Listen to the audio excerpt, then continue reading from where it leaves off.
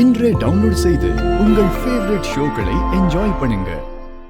அஞ்சலி, வருஷம் ஃபுல்லா படிச்சாலே ஃபைனல் எக்ஸாம்ல பாஸ் ஆக ரொம்ப கஷ்டப்படணும். அப்படி இருக்கும்போது 3 நாள்ல படிச்சு எப்படி பாஸ் பண்ணுவ? அஞ்சு, நீ முதல்ல நல்லா ரெஸ்ட் எடு.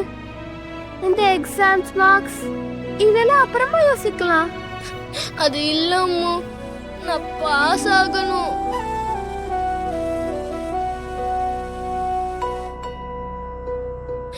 அஞ்சு, நான் சொல்றத கேளு ப்ளீஸ். அஞ்சு, உனக்கு ஆல்ரெடி ஃபீவரா இருக்கு, ரெஸ்ட் எடு. அது இல்லம்மா. என் பேச்ச கேளு அஞ்சு, படு. படு.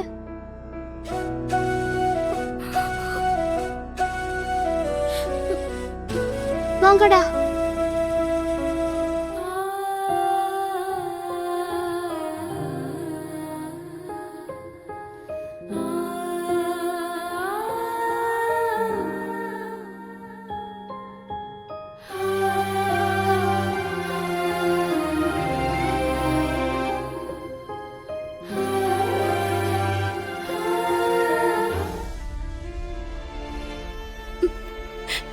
சாரி அஞ்சு,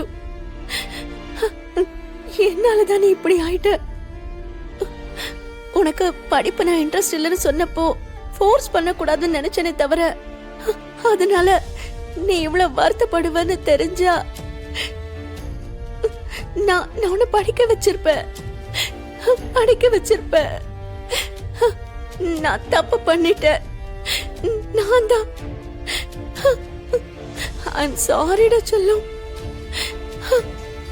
I'm sorry.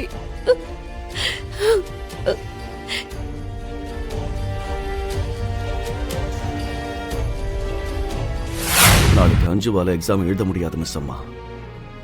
அஞ்சுவை மறுபடியும் பழைய ஸ்கூல்லயே சேர்க்கலான்னு நான் டிசைட் பண்ணிருக்கேன். எதுக்காக சார்? நீயே பார்த்தல்ல, அதுக்குதான்.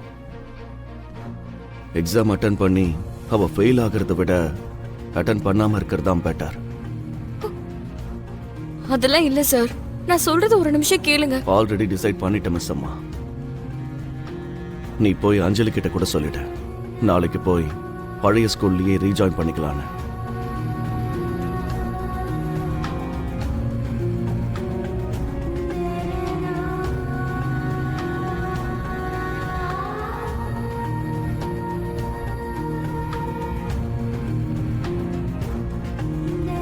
நாளைக்கு நான் எக்ஸாம்ல பாஸ் பண்ணுவேன். அம்மா கிட்ட ப்ராமிஸ் பண்ணிருக்கேன். அஞ்சலி இந்த எக்ஸாமை எழுதுவா, பாஸும் ஆவா.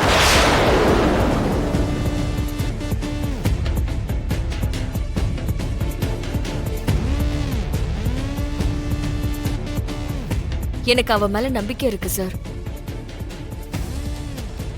ஆமா சார், நீங்க என்கிட்ட என்னதான் சொன்னாலும், அஞ்சலியே என்ன நினைச்சாலும், அஞ்சலி மேல எனக்கு நம்பிக்கை இருக்கு. அஞ்சலி மேல நானும் நிறைய அன்பு வச்சிருக்கேன் மிஸ் அம்மா. ஆனா எக்ஸாம்ல பாஸ் பண்றதுக்கு அன்பு மட்டும் இருந்தா போதாது. அம்மு கேட்ட சின்ன கொஸ்டின்ஸ்க்கே அஞ்சலியால ஆன்சர் பண்ண முடியாத போது, நாளைக்கு எக்ஸாம்ல கேட்கிற கொஸ்டின்ஸுக்கு எப்படி ஆன்சர் பண்ண முடியும்? எப்படி பாஸ் பண்ண முடியும்? அவளோட கெபாசிட்டி என்னன்னு கூட நம்மளே டிசைட் பண்ணா எப்படி சார்? சரி, நீங்க சொல்ற மாதிரி அவ ஃபெயில் ஆயிட்டான்னு வச்சுக்கோங்க. ஆனா ஆகட்டும், விடுங்க. அதுக்காக ஃபெயில் ஆயிருவோன்னு பயந்து முயற்சியே பண்ணக்கூடாதுன்னு நினைச்சா எப்படி சார்? நான் ஏதாவது உங்ககிட்ட தப்பா பேசியிருந்தா என்னை மன்னிச்சிருங்க. எனக்கு தோன்றத நான் சொன்னேன்.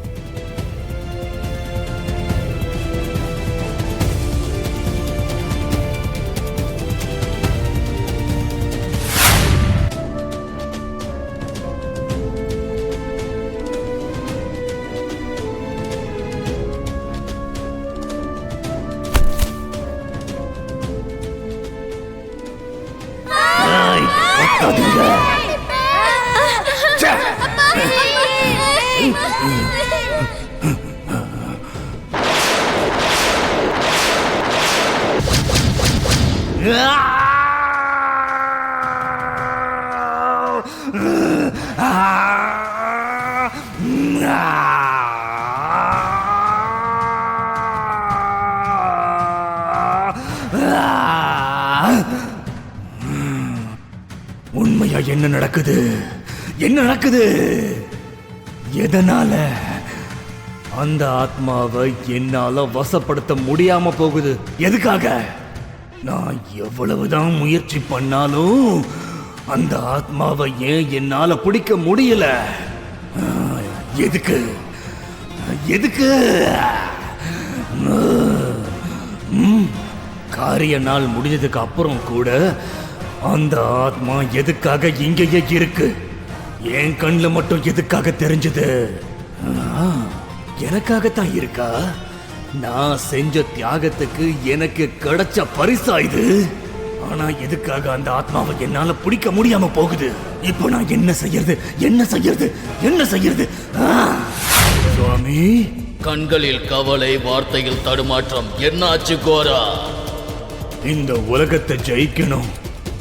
இந்த பிரபஞ்சமே என் காலுக்கு கீழே தான் இருக்கணும்னு நான் கொஞ்ச நாளா கடும் தவம் பண்ணிக்கிட்டு இருக்கேன்னு உங்களுக்கே தெரியும் தானே சுவாமி? நான் என்னுடைய வெற்றிக்கு இப்போ ஒரு அடி தூரத்துல தான் சுவாமி இருக்கேன். நான் என்னுடைய இலக்கை இப்போ அடையணும்னா ஒரு ஆத்மா வேணும்னு சொன்னீங்க. அதுக்கான ஆத்மா கிடைச்சிடுச்சு சுவாமி. ஆனா என்னால அந்த ஆத்மாவை பிடிக்க முடியாம போய்கிட்டே இருக்கு.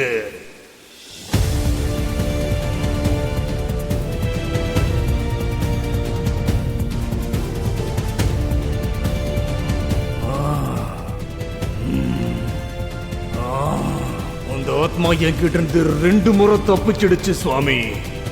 எதுக்குன்ற காரணம் தான் எனக்கு புரியவே மாட்டேங்குது. எனக்கு புரியல சுவாமி. நாளை நீ ஆசைப்பட்ட அந்த பதவியை அடைய மிகவும் முக்கியமான நாள். விஜயம் அடைய என்னென்ன காரியங்கள் செய்ய வேண்டுமோ அனைத்தும் செய்து வெற்றியோடு வா. சரி சுவாமி, சரி.